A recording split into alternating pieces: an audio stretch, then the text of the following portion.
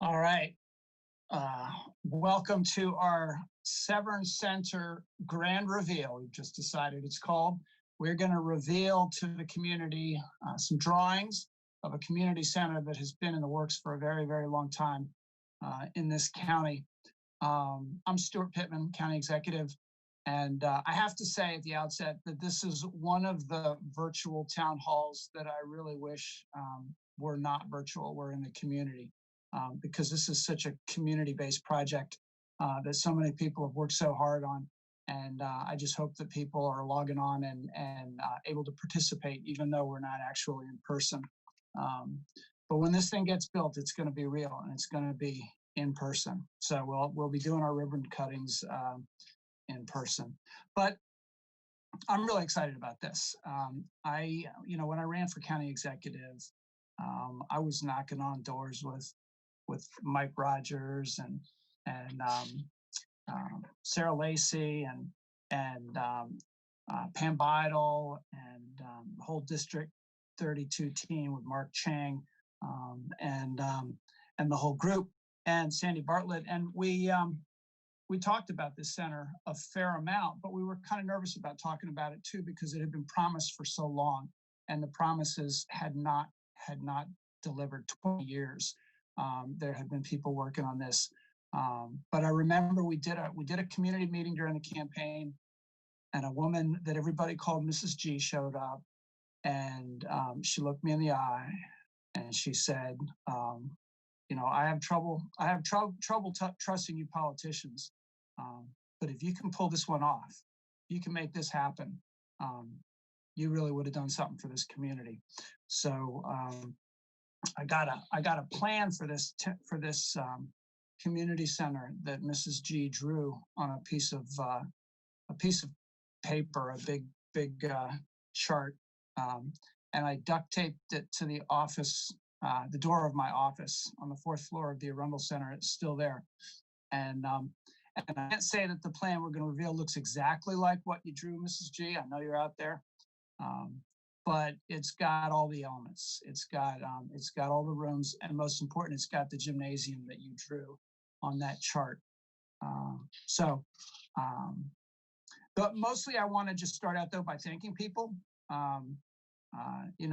There's in addition to Mrs. G and all of the people that she worked with at the very beginning. Lisa Shore took over in about 2006, really organizing and having monthly meetings. Oh, and I almost forgot to introduce, there's going to be a slideshow as I talk and as we get started. And the slides are Boys and Girls Club and Senior Center slides. And so this will give you a sense of what's going to be happening. And that's the chart that I was talking about right there, the design that Mrs. G created for this. But Lisa Shore made sure that people continued to meet monthly about this project. And Councilman Pete Smith was the first person who really probably gave me a full explanation of this. He's been involved in that and has continued to be involved even after being in office. I heard all the stories about how it was going to be a health center and a rec center and a community center and all these different things. The health center piece of it died when the organization that was gonna set it up basically went out of business, went bankrupt. A Baltimore-based organization, People's Health, and so one of the things that we knew was important was that there had to be some anchor institutions, just like a shopping mall has the anchor stores that keep it going and manage it.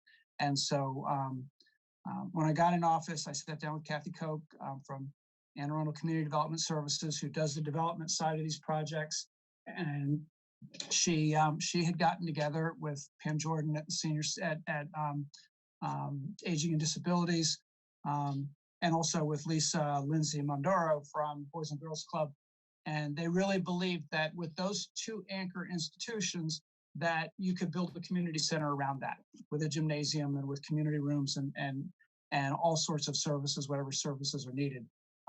And that then it would be an ongoing project, so that once it got built, no matter who's county executive, who's on the county council, this thing would survive and serve the community forever. But I also really want to thank our local development council that is the board that makes recommendations on how the money from live casino that goes to the county gets spent. And their commitment to this project has really been unwavering. Karen McJunkin is the leader of that group now, but everybody on there has been committed to this project. And the funding commitments have added up now to it's almost $9 million of the $11.5 million that we've got ready to go. We know this thing's going to cost a little bit more than that, maybe in the range of 13 million, but we're far enough along that we know we can get the funding in place. We will get the funding in place as long as I have anything to say about it. And so now we're at the phase of design. And the land, as I think everybody knows, is next to Van Bachlen Elementary School, and it's owned by the school board. And so the administration has been very cooperative with us in figuring out all of the mechanics of transferring that land or lease or however it's going to work, making sure that we have the space to do what needs to get done there. Oh, that's Mrs. G and Stuart Pittman. Look at that. And there's the design. All right. Well, it's still up on my door. It's getting kind of curled around the edges, but maybe we'll have to replace it with the current design. But so they committed, and then the delegation, the District 32 team with Senator Bidle and Delegate Mark Chang, Sandy Bartlett, and Mike Rogers secured $1 million out of state funds that are not easy to get for this project. And that's how we've gotten to where we are right now, and that we know this is going to move forward. So tonight is where we unveil what the architect has done, the first cut of what the architect has done, so that we can look at it. And what we're hoping happens is that you'll take a good hard look at this, and then we are going to set up 5 different committees. One is about design, so that we perfect the design, and whether you're on that committee or not, your voice is going to get heard. But also committees having to do with public art, programming in the facility, the history of the facility and the area, and how we bring that out in the facility. This only really works if people from the community make it happen. So we have a great panel with us that's going to talk about this, and then we're going to get to some questions that people have sent in already, and some others that are coming in via Facebook about the project, which we'll try to get to as quick as we can. But let me start. We'll go one at a time. Let's start with Bishop Antonio Palmer, who's been involved in this. He's been serving the community, runs, I think, a lot of people, every community knows Bishop Palmer. Kingdom Celebration Church, who's been providing food assistance during this pandemic, runs a child care center there as well. Bishop Palmer's written some inspiring books, and if you ever need inspiration, I highly recommend going to church with Bishop Palmer. And so let's start with you, Bishop Palmer, to hear something about the need in the community and how you think this might help. First of all, thank you, County Executive. We appreciate you coming on and orchestrating this town hall along with ACDS and Department of Age and Boys and Girls Club. I think that, we want to create synergy. We definitely don't want to leave the community out of the conversation. So we appreciate you guys putting this together. I spoke with Ms. G and also Nicole Butler and others from the community to really get their input on some of the needs that are in the community, whether they could be all fulfilled with this intergenerational center or not. That's what we're trying to make sure we work on. But I can, at this particular time, just enumerate some of the needs that I discovered in the community. And some that I already know that from the conceptual drawings are already placed in the center. So I'm pretty sure that the community would be pleased with that. And then we have some other work that we will have to try to negotiate and accomplish along the way. So first of all, we have on here, and I think this is a definite for life skills training, for instance, like adult basic education, GED, and high school diploma classes towards that, career opportunities, whether it's workforce development or other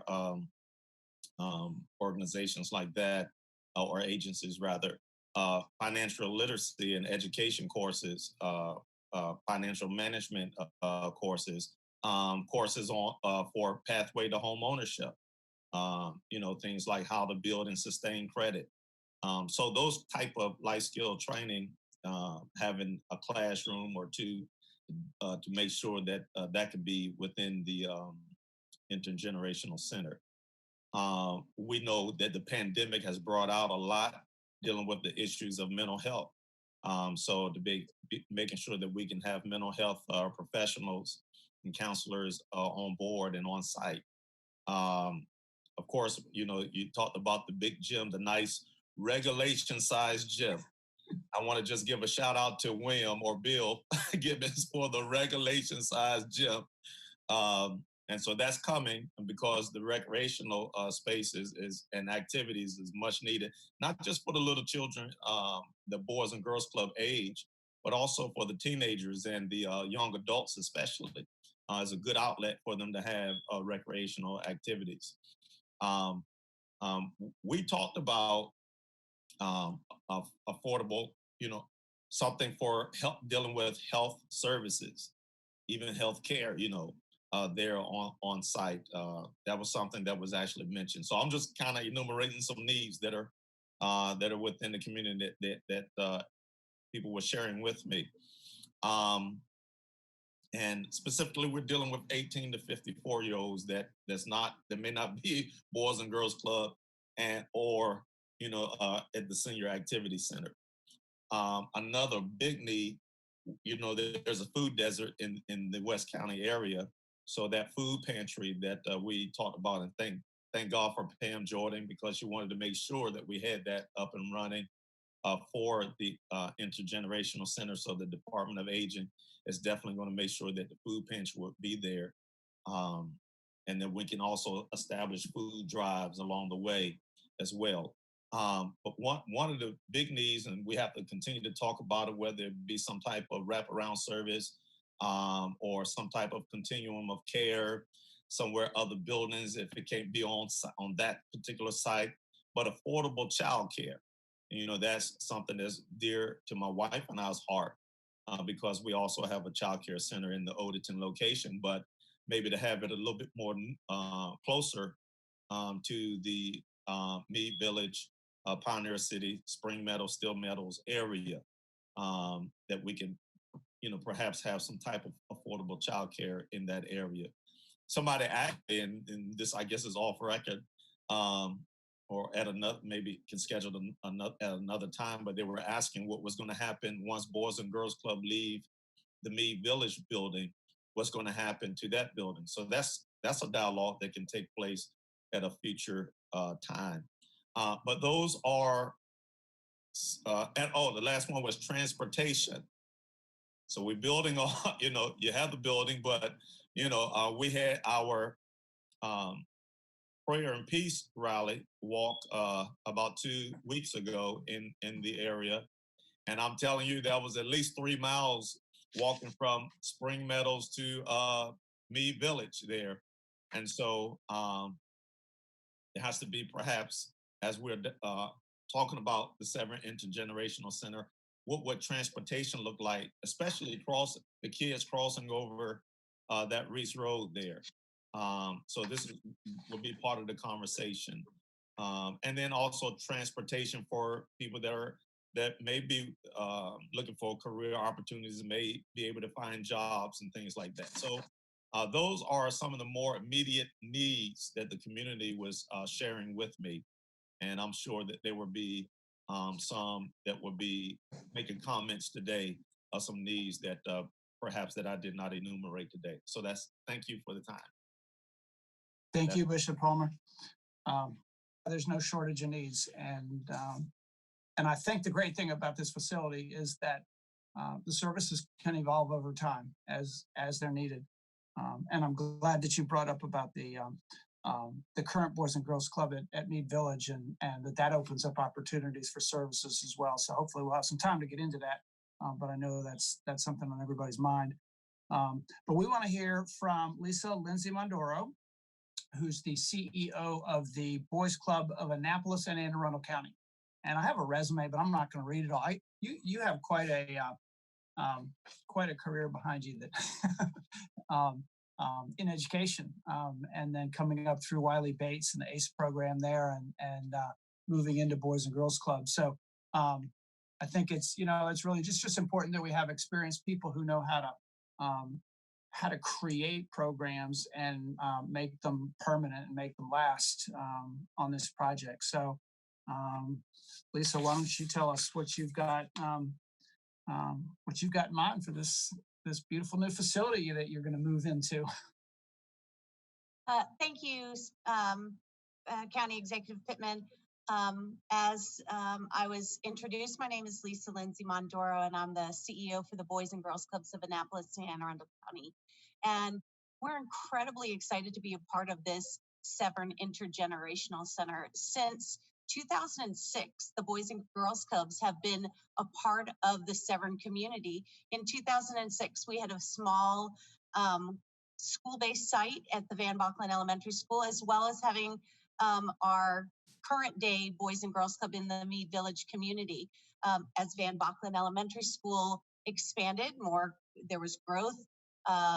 The space that we were using at Van Bocklin Elementary School diminished, and we were only left serving youth at the Boys and Girls Club at Mead Village. Since 2006, we have grown exponentially. I think that has to do with the growth in the area. And at this point, one of the reasons we're so excited to be a part of this new center is we're at capacity right now. We are serving as many youth as we possibly can safely in the Mead Village Clubhouse. One of the exciting parts of being at this new center is that I think historically people have seen that Mead Village Club as just the Mead Village Club. And this gives us the opportunity to serve so many youth. It was my understanding there's about 4,000 children between the ages of 6 and 18 in that general area. Average daily attendance at the Mead Village Club is about 65 kids. So having this new club, the way it's designed, will be serving almost double, if not more than double the amount of kids every day. For those of you who don't know too much about the Boys and Girls Clubs, we are open every day, Monday through Friday, after school. We're an after school, out of school time organization serving youth 6 to 18. Every day we're offering programs and activities fostering academic success, good character and citizenship, and a healthy lifestyle. Within those programs, we are doing homework help. We are doing structured programs such as STEM and the arts and computer literacy, where we have a workforce development program that called Career Launch that we actually have coupled with a grant program that is our junior staff program. I'm incredibly excited that one of our junior staff and one of our club members and the Anne Arundel County Youth of the Year will be speaking after me, and she can probably articulate a little bit better than I can about all the great things that you can do at a Boys and Girls Club. But we also look at our good character. Besides good character and citizenship, we look at a healthy lifestyle. One of those things is sports and rec. Right now at the facility that we're at, we do not have a gym. So our sports and rec is in the parking lot on the side of the club or within the club itself. That does not bode for a lot of great activities when you're pushing up your cafeteria tables to do something fun. So having this gymnasium, as the bishop mentioned, a full gym that we can run real basketball games, and we have we're able to sit and people can watch, and there's a shot clock and all the fun things we can do in there. Pickleball, introducing kids to things such as volleyball, but having that space also to expand to programming is incredibly exciting.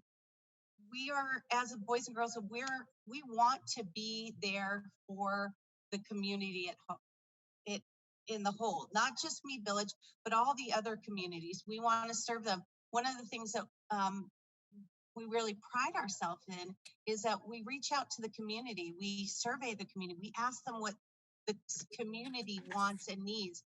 The programs and the things that we offer at this new Severn Club will not be like the same programs that we offer at another club within the Boys and Girls Clubs of Annapolis and Arundel County. We ask our staff, we ask the kids, we ask our parents.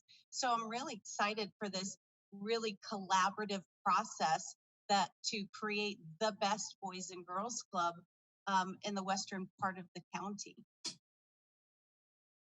All right, thank you, Lisa. Sounding more and more exciting, but you can't really talk about a Boys and Girls Club and a facility that's going to serve youth without hearing from some of the people who are going to be using the facility, who are a lot younger than all of us.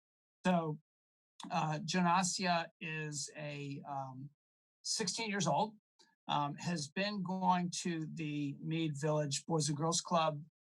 It says here for 6 years. That must mean you started when you were 10.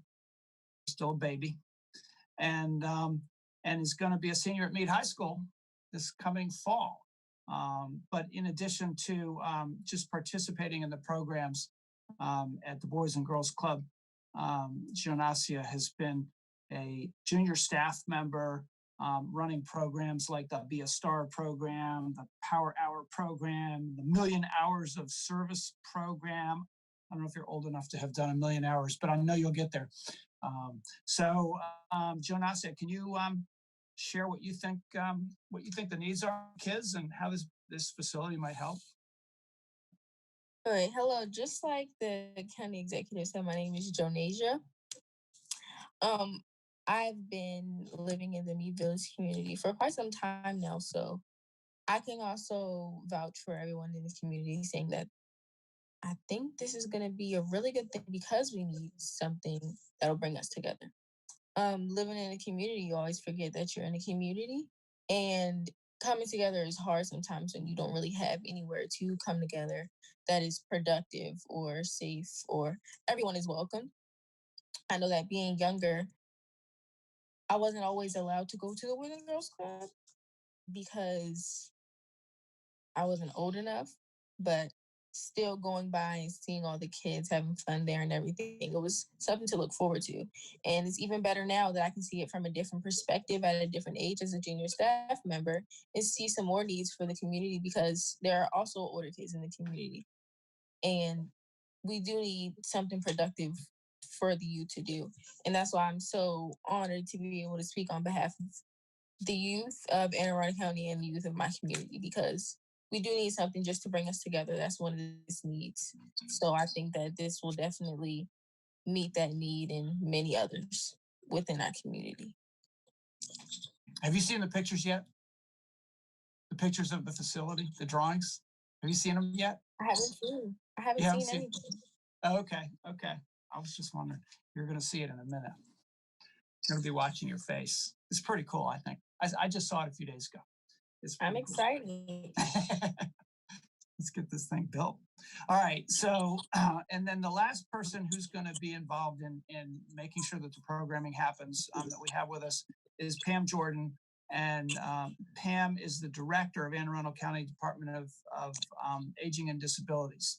And I didn't know it, but she's worked in a lot of other county agencies as well, but has been really one of the movers and shakers in the county in the last few months with the coronavirus, making sure that we have food distribution and we have activities for seniors, even though they can't go to the senior centers right now. And just always one of the people who's thinking creatively about how to provide services to people who need them. And we do have good people in county government who are really smart and creative about how to do this. And Pam's certainly one of them. So I'm glad that she's part of the plan for this facility. So what are we going to do there, Pam? Unmute. There I go. Thank you, County Executive Pittman. Well, I'm really excited about meeting the needs of the community with this Senior Activity Center. As the County Executive said, I'm Pam Jordan. I'm the Director of the Anne Arundel County Department of Aging and Disabilities. Our mission, I'm going to talk about a lot of fun stuff, but I'm going to tell you that our mission is to serve older adults, people with disabilities, caregivers, and anyone who wishes to plan for their future. So what's really exciting for me is I go back about 20 years in all the different roles that the county executive alluded to when he introduced me. And I've been working with the community, and this is just really personally and professionally exciting for me. So a little bit of history on the need. Our department had just finished a strategic analysis of where our next senior center should go if funding allowed. Well, the need was right there in the Severn community, and we could see that from our data. So just as County Executive Pittman took office, Kathy Koch and I had a conversation, and tonight is just the next step in what happened from that conversation and all the support we've gotten from the county executive and the administration. So what are some of the needs? Well, we are looking at socialization for one thing. All of us who have been through COVID lately, and we know what it's like to be isolated, and especially if you live alone and you're an active adult. But imagine what it's like for an adult to be socially isolated. And boy, our seniors are really itching to get back into our senior centers because they really love the experience. So we provide socialization, and we all know that it has positive health outcomes. We have nutrition. There'll be a nutrition program for a hot lunch every day in the senior center. We know there's a need for food in the community. We've talked about transportation. I know Bishop Palmer mentioned that, and maybe a couple of other speakers. We would be looking at trying to work with our Office of Transportation to make sure that you have transportation to the senior center. We have some other options we'll work with you on for transportation. But one of the biggest things that's missing from the community is that the Anne Arundel Community College offers our senior centers over 60 classes, and we're going to bring them in as a partner, and you can do all kinds of lifelong learning, fun things, history, art,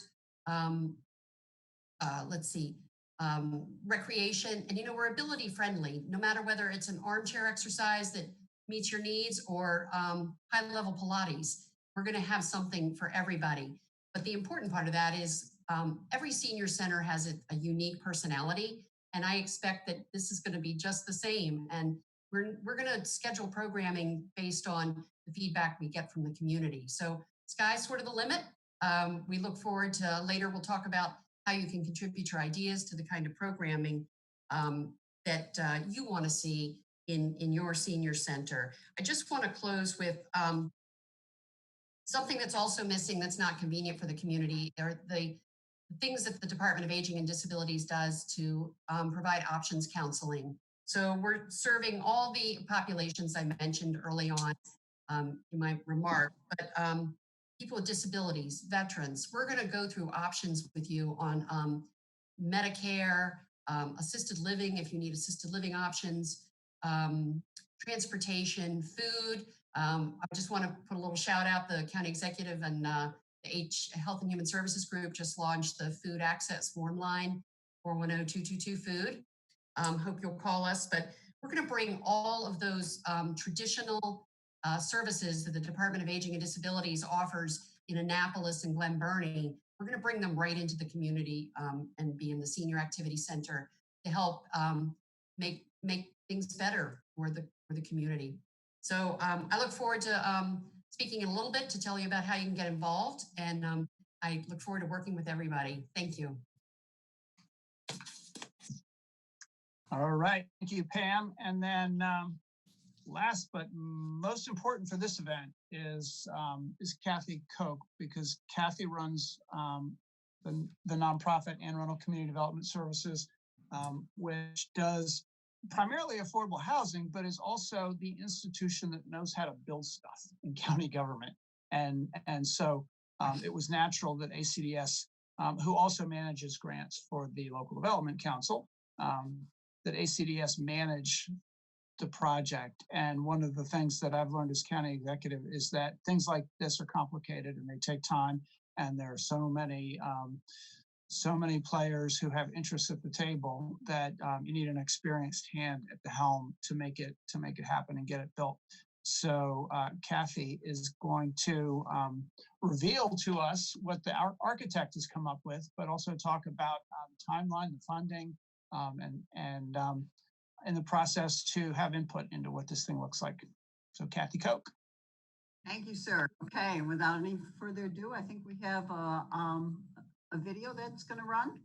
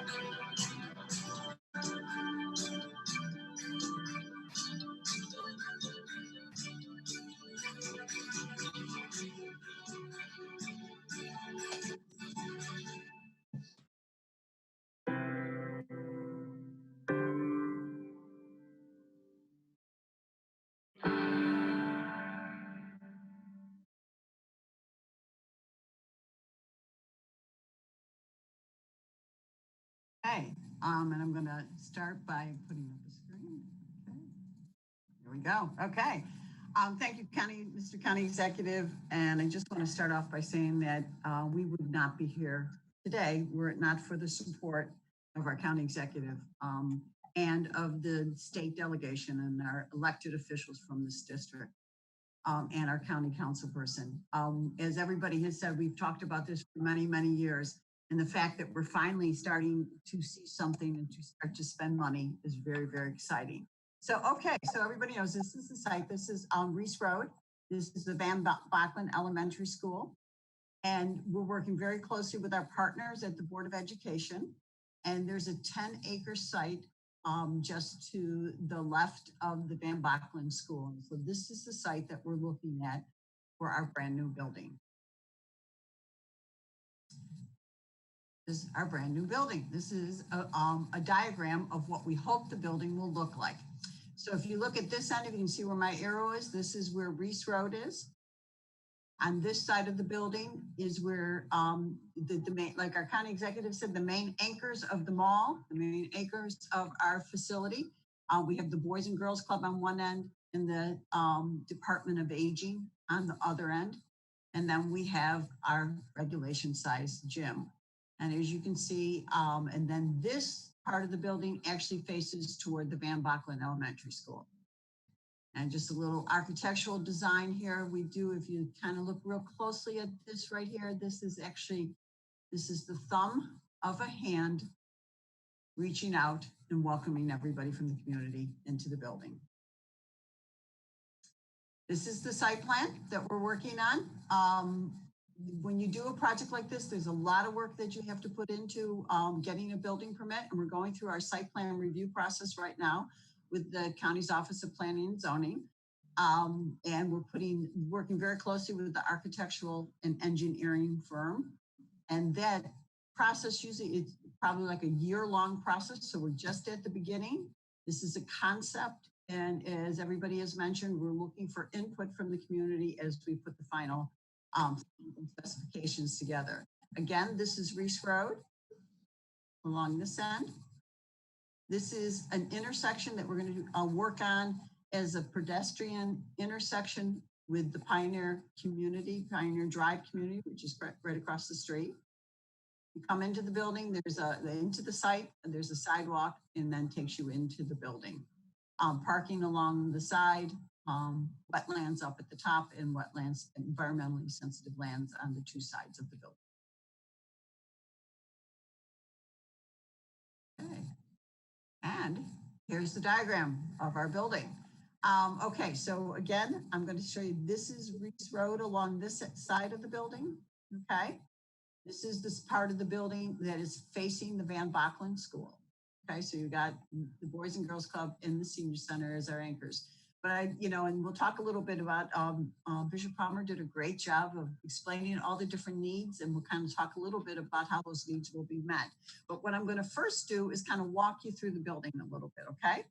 So I'm going to start off at the Boys and Girls Club, and we have, there's a reception area that you come in the building with an office and staff office in the back here.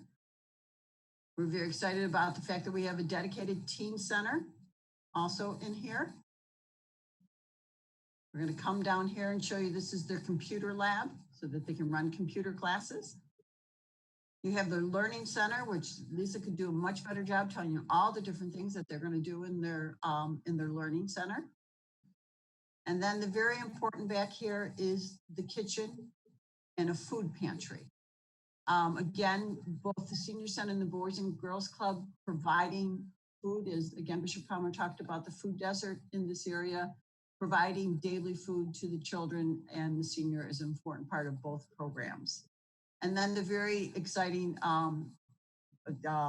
multi-purpose room where they have all kinds of things and activities that will happen at the Boys and Girls Club here. Bathroom facilities, and then our regulation size meets the high school regulation size basketball court with 2 rows of seating. Now I'll come back to this to show you access and how it can be used at all different times of the day. We're going to come over here to the senior center. We have a classroom. The 3 dark greens are the classroom. Again, you're going to come in through this area right here. This is the entrance to the building, entrance to the facility with their welcoming desk, offices for the staff, conference room. And a very, very exciting thing that we have here is what we're doing with the Department of Aging is really trying to do is bring us into the new century. And this is a little coffee bar and snack bar with a tech area with all kinds of computers and access so that people can gather and talk to each other and have their cup of coffee and check in on their computers. We're going to come down the hallway, and we have, this is their aerobic room, and I love this room. This is their fitness room with lots of windows. So an aerobic room and a fitness room for exercise classes. And the very, very important and probably one of the most important, most popular rooms is the billiards in all our senior centers. And then we have a health lounge. As Pam spoke to you a little bit about all the different health programs that they do provide at the center, and that space will be available for that. And then they have their multi-purpose room where they can do activities, but also serve their everyday food and their meals in this area. And then we have the kitchen. And on this side of the building, if you can see, this is the food pantry on the Boys and Girls Club. This is the food pantry on the Department of Aging. And we've made this extra large because our idea is that this will work closely with the community and be able to run a food pantry on weekends. And if I can just go back one thing, and if you see here, what we have is access so that we have access to the back of the building and to the food pantry on off hours when our Department of Aging might not be there. So we've designed that. So a couple things that we've thought about is we've put together the design to make sure that the building can be easily used by not just our main anchors, but lots of other people and lots of different agencies, such as the county's Department of Parks and Recreation, and certainly the county's Department of Health. Is that the entrance of the gym is designed in such a way that there's easy access to the gym so that if somebody is just interested in using the gym, they can very easily get in there and use have easy access to the bathroom facilities for the use of the gym. And then also the classroom, this community space, which will be available not just on off hours, but also for other types of programs during regular hours, will be also, and again, easy access from the opening in the building and the front of the buildings. There was a couple things that we took into consideration as we were laying out the site plan and the rooms, is that we wanted easy access for the community room, for the gym, and also for the food pantry to make sure those things can be available and running. And just so these classrooms, you know, like Bishop Palmer talked about home ownership classes and financial literacy, those are things that ACDS offers on a regular basis. And we already have an established relationship with our Department on Aging because we offer those classes in other senior centers of the county at all different times. So that we will be looking at doing that also. So, there's going to be lots of questions, but I'll let you. Building, did you? And then this is the exterior of the building. And we think our architect has done a very nice job on enhancing the look of the building and what we hope to see. And what our plan is we go through the process of putting together the plans and specifications. Our goal is to have this ready to put the first shovel in the ground a year from September, because it takes that time to put plans and specifications together, to get building permits in hand. We also are going to be working with State Highway because we are going to have access onto Reese Road. Okay, our funding sources. As our county executive said, our cost is around 13 million, maybe a little bit more. And these are our sources. As he said, we could not do it without the support of our local development council and the very, very smart, good use of tax revenues that come from the casino and the video lottery terminal taxes.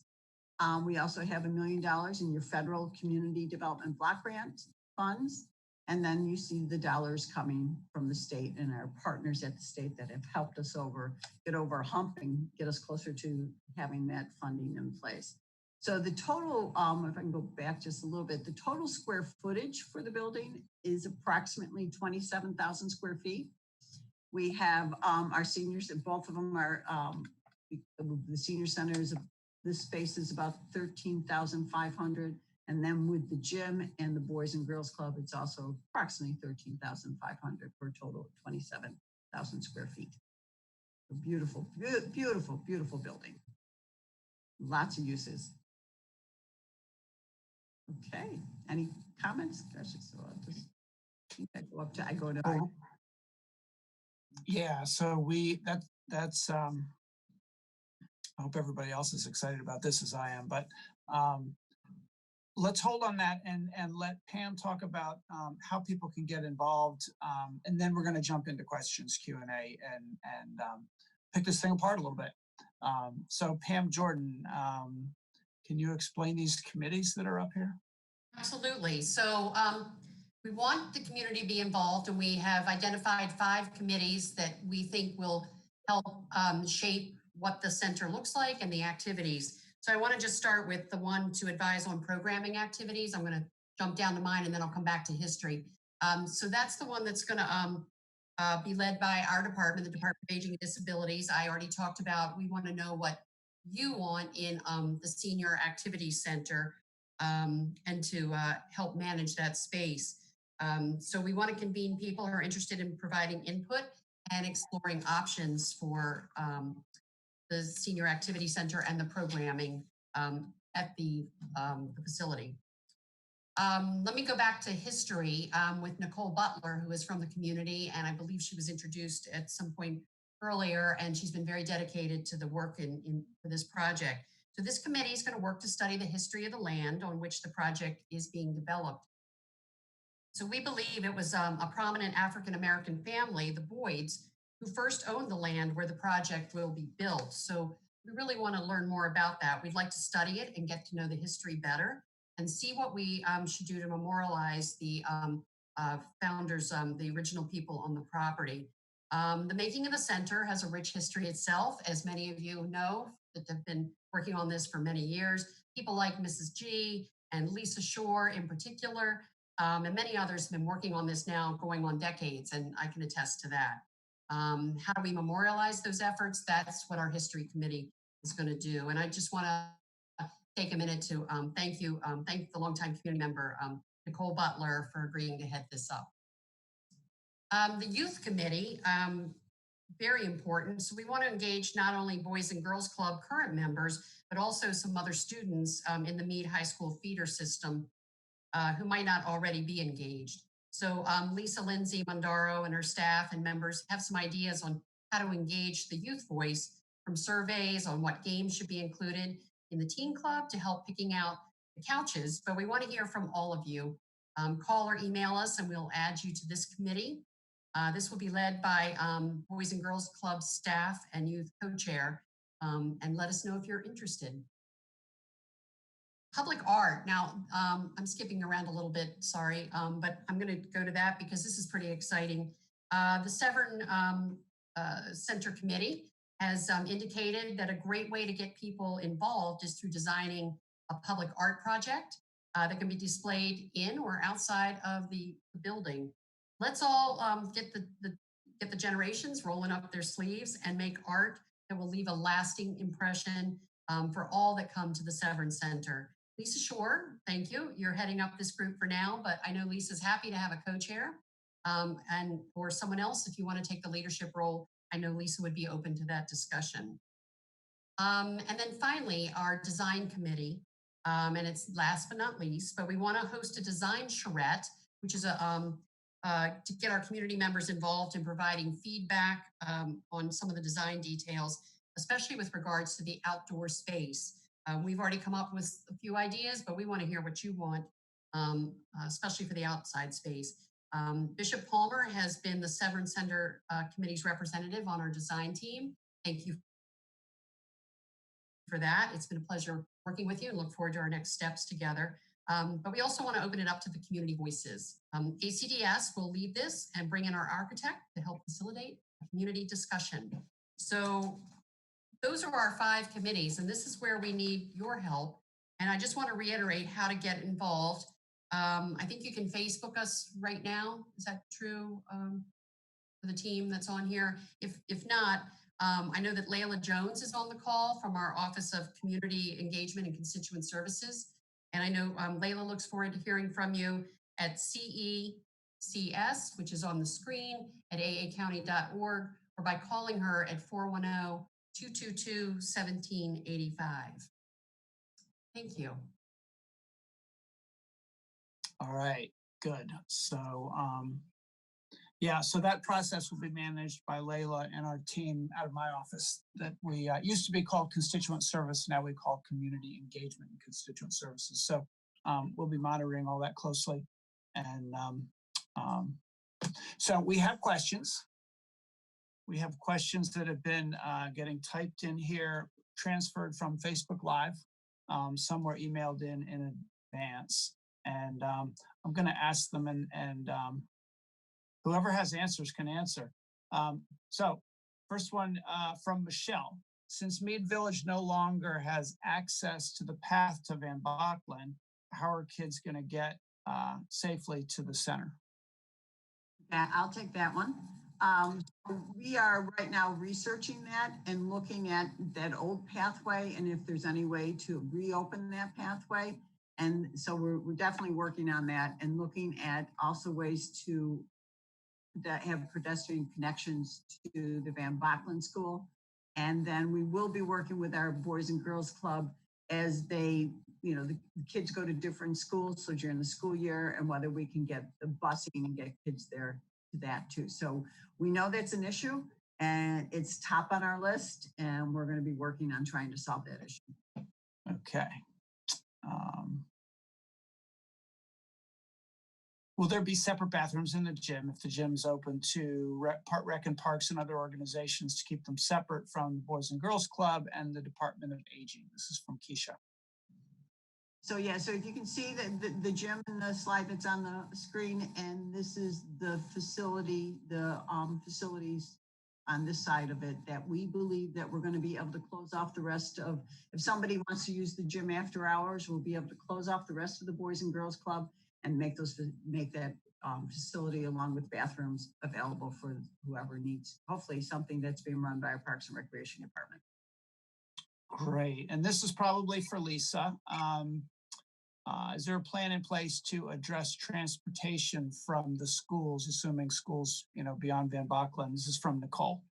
Absolutely. We are, as we're planning this, we are looking into all the different schools that are in the area.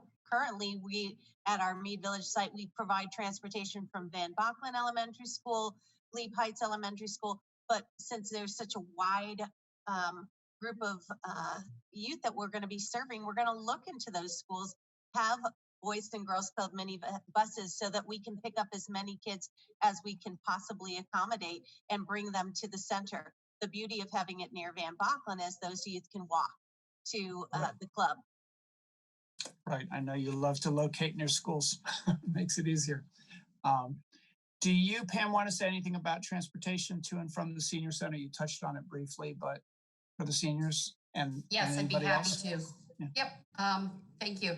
So right now we have a practice of bringing seniors to our senior centers through our Office of Transportation. I think we're able to offer transportation at least 3 days a week. We also have a really great program called the Taxi Voucher Program, which offers discounted coupons. But yes, it's our intention to reduce or eliminate any transportation barriers so that all can enjoy the center. I'm going to ask one that's not on here. I get to do that as moderator, I guess.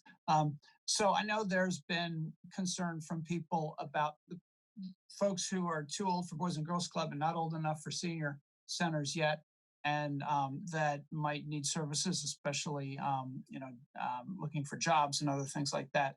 And can you, Pam, talk about how you at other senior centers work with local organizations that might use your facilities? Absolutely. So through the day, it's not unusual for us to have all kinds of organizations come in and speak to the seniors, and we can make those same speakers available to the community at large. Kathy pointed out, oh, I don't have a pointer, that there is a community space in the senior center that's going to be open to the community throughout the business day. And we can work with the community to schedule guest speakers that'll have be impactful. You know, Anne Arundel Workforce Development is looking forward to being in there, and anything else the community wants to see. But we are always having interesting guest speakers and programming in the centers. And again, we want to hear what your needs are, and we will gladly schedule that. And Kathy, you mentioned something the other day about some ideas that we're getting. I know you don't like to talk about things that may or may not happen, but just some ideas floating around about things that might be done at the Mead Village space where Boys and Girls Club is now, if Boys and Girls Club did not want to run two separate facilities. Right. So one of the things that we're looking at and working closely with our housing commission is, as you all know, they're going through a major renovation right now. And we're looking at that. They brought in workforce development, and workforce development would like to expand their services there. And the local development council has already put some funding in, and they're looking at putting more funding in and expanding those services that they provide at Mead Village. The other thing that we're looking at is that the wonderful Head Start program over at Mead Village has a waiting list, and whether we might have an opportunity to expand that program and include children from other areas of the county. Okay.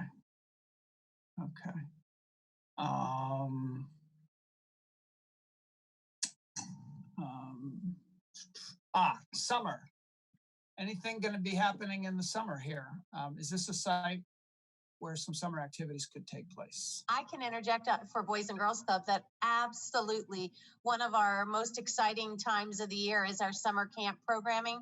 Prior to COVID-19 at our Mead Village site, we would open up for summer camp programming and we would sell out the slots within a week or two. We currently, or prior to COVID, had 82 youth being served in that very small space for summer camp. And with this new site, we'll be able to more than double that number, serving kids through a summer camp program. Our summer camp traditional, prior to COVID-19, summer camp programming would be from 9 to 5, and we usually had a before care and after care opening up at 8:30 in the morning so that parents can drop off the kids before they go to work, and having an aftercare till 5:30. During our summer camp programming, we offered programs in academic success, good character and citizenship, and as well as healthy lifestyles. We did field trips. We took kids swimming. We also, with a partnership with the Maryland Food Bank, offer both breakfast and lunch every day. So one of the beauties of summer camp is we really take it to the next level. So for a lot of our kids that come to our summer camp programs, we're the ones that are taking them out of their community and showing them different things. So we're incredibly excited to be able to expand our summer camp programming within the Boys and Girls Club. And another question for you, Lisa. Somebody is asking, what kinds of activities after school do you do for elementary through high school students? What do they do every afternoon? Well, how much time do I have to talk about it? So, because I could go on for hours. However, just maybe Jonasia could help us with that too. Jonasia would be amazing to be able to talk about some of the programs if she's available. Yes, I'm available. Can you guys hear me good? Yes. Yeah. All right, so that's actually one of my favorite parts of working at the club or being a junior staff member, that we have so many different things to do, from triple play to programs where we're learning about, just like Miss Lisa said, healthy lifestyles and academic success. And we offer it for children as young as 6 and up to my age. So there are plenty of things to do, and they're usually always fun. There's never a dull moment in the club. Whether we're jumping around or sitting around playing educational games, reading books, it's always super fun. So you never have to worry about what we're going to do because there's always something.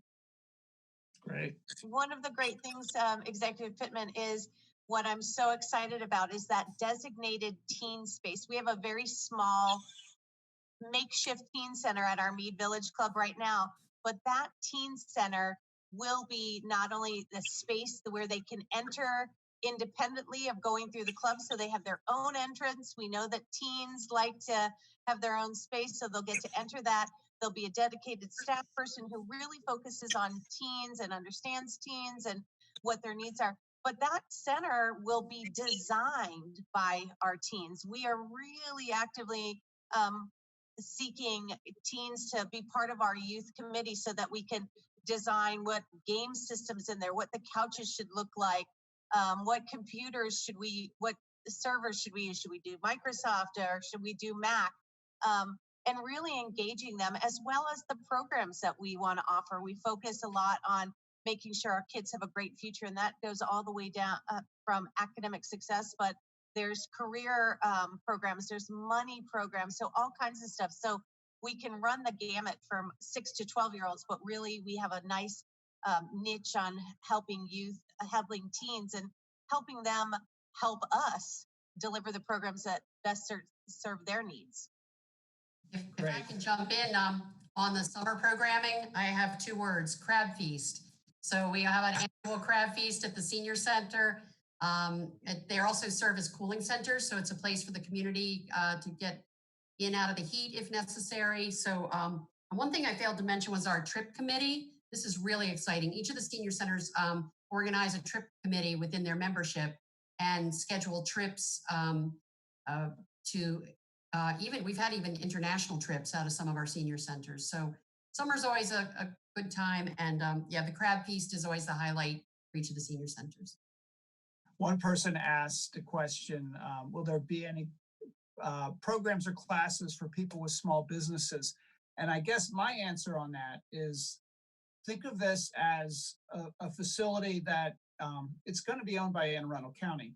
And when there's a need for something, whether it's being run by a nonprofit or run by government, we're always looking around for space to do it. And county buildings are the first place to go. So I would love to see economic development do more classes. They do some classes to help small and minority-owned businesses get started.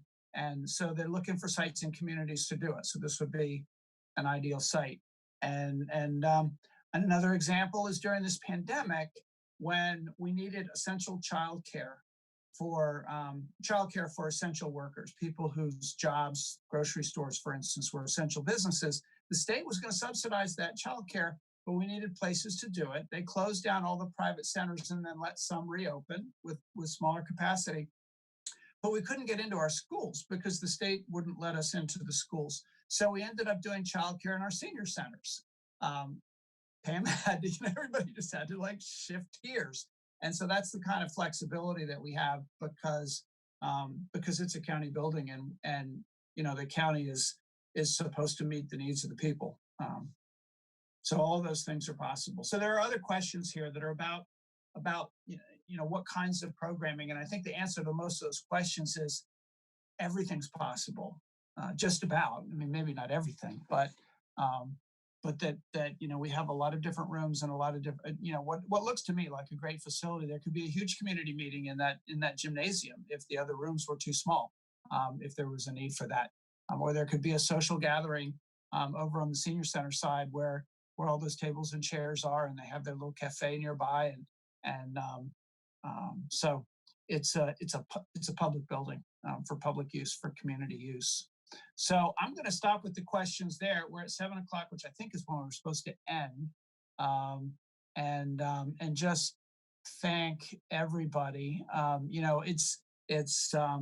It's unfortunate that it takes so long to do all the drawings and to do all of the, putting out the bids for the builder and everything, and all the negotiations that have to take place and getting the permits from the county. But if we can get we will get, sounds like the plan is to get the shovel in the ground in the fall of next year, get this thing built ASAP.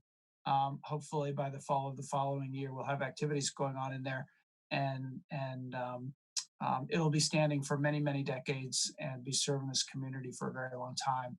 And I, for one, will feel like it was one of the greatest accomplishments of my time in this office. And I know that Councilwoman Lacey will feel the same way, and that our District 32 delegation will also feel like it's one of the greatest things they did. So thank you, everybody. And please do contact Layla at CECS. I don't know if we can put that up again one more time, the contact to get involved, with one of these 5 committees, because it really, it's satisfying when you're part of creating something that is this good. So thank you, everybody.